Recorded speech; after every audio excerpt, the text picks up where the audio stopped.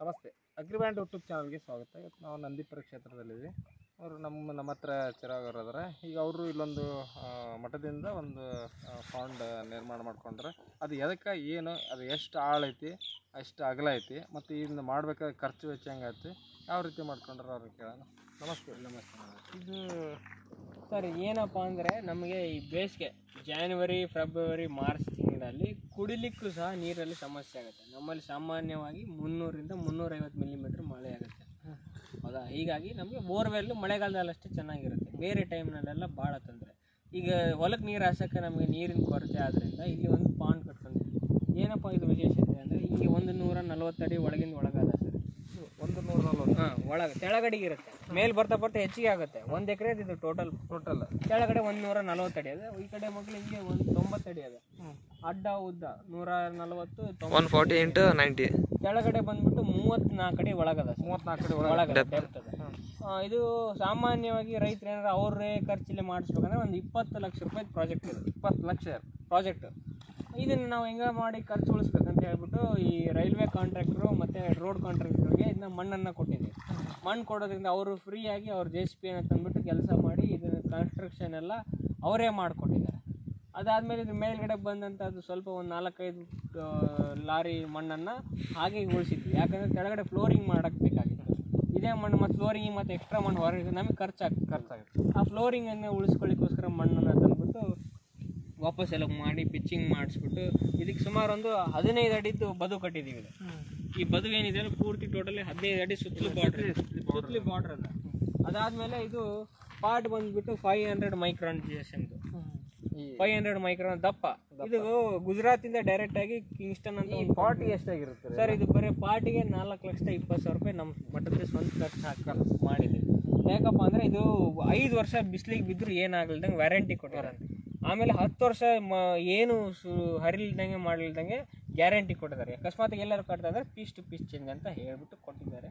ಅದಾದಮೇಲೆ ನೋಡಿ ನೀವು ಇದರಲ್ಲಿ ನಾವು 2.5 ಕೋಟಿ ಲೀಟರ್ನ ಸ್ಟೋರ್ ಮಾಡ್ತಕ್ಕಂಥ ಒಂದು ಹೊಂಡ ಇದೆ.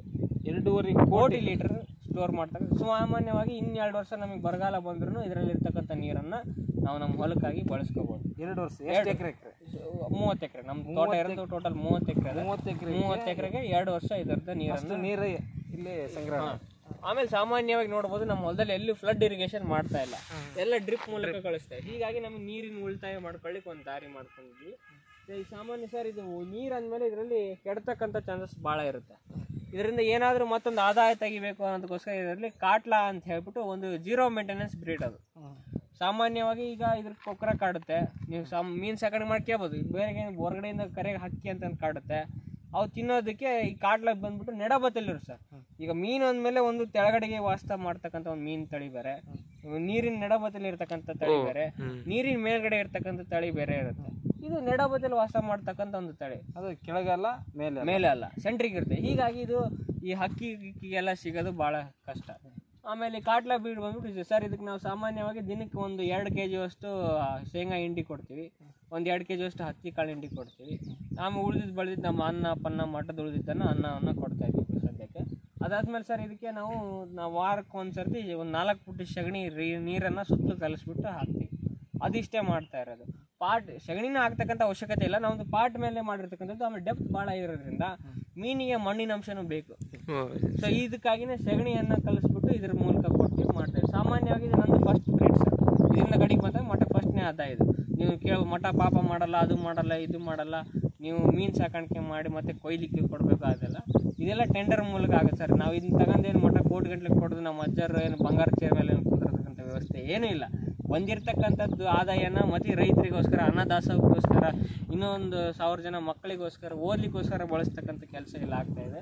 ಅದಾದಮೇಲೆ ಸಾಮಾನ್ಯವಾಗಿ ನೀವು ಮೀನು ಸಾಕಾಣಿಕೆ ಭಾಳ ಒಳ್ಳೆಯ ಆದಾಯ. ಯಾಕೆ ಇಲ್ಲಿ ನೋಡಿದಾದ್ರೆ ನಾನೊಂದು 25,000 ಮರಿಗಳನ್ನು ನಮ್ಮ ಭಕ್ತರನ್ನೇ ಕೊಟ್ಟಿದ್ದೆ. ಒಂದು 500 ರೂಪಾಯಿಗೆ 1,000 ಮರಿಯನ್ನು ಕೊಡ್ತಾರೆ ಈಗ ಪ್ರೆಸೆಂಟ್. 500ಕ್ಕೆ 1,000 25,000 ಮೀನನ್ನು ಬಿಟ್ಟಿದ್ದೀವಿ.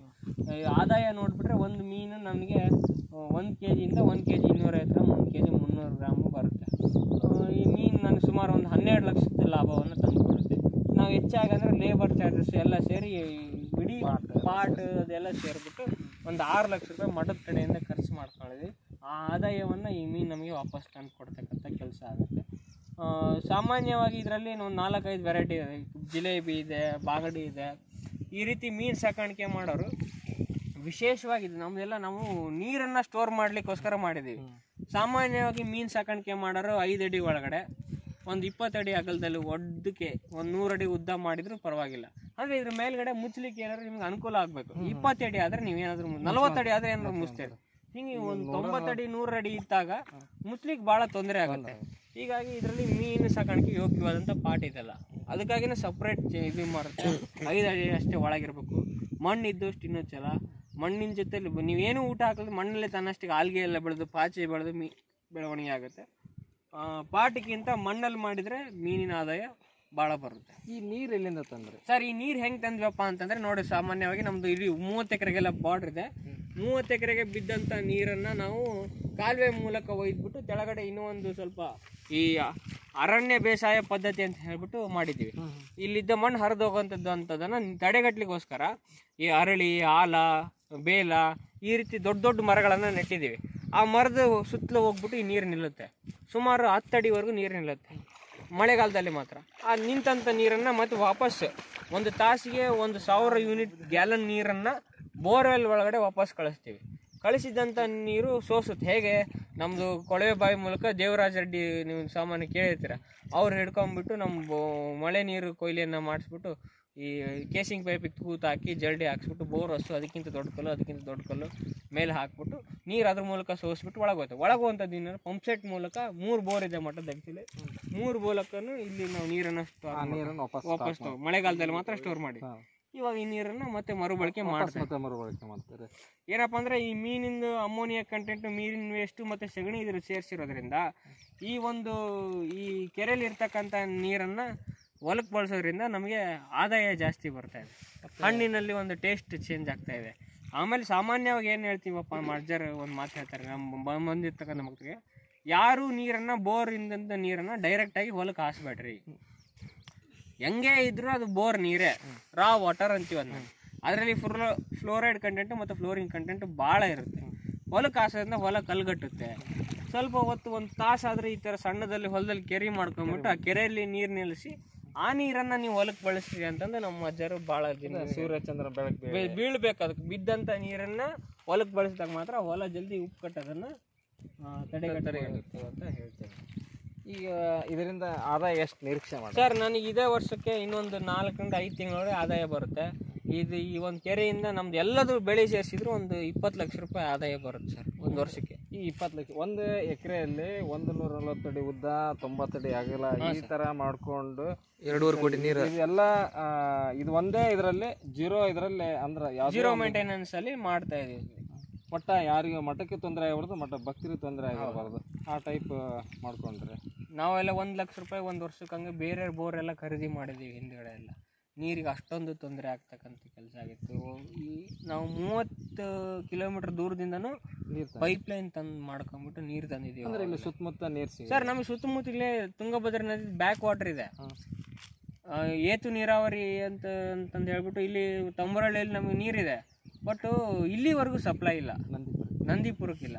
ಹೀಗಾಗಿ ನೀರಿನ ಸ್ವಲ್ಪ ಕೊರತೆ ಇದೆ. ಅದಕ್ಕಾಗಿ ಇದೆಲ್ಲ ಕಂಪ್ಲೀಟ್ ಡ್ರೈ ಲ್ಯಾಂಡ್ ಇದೆ. ಅದಕ್ಕೆ ನಾವು dry land horticulture, drip irrigation ಮಾಡಿಬಿಟ್ಟು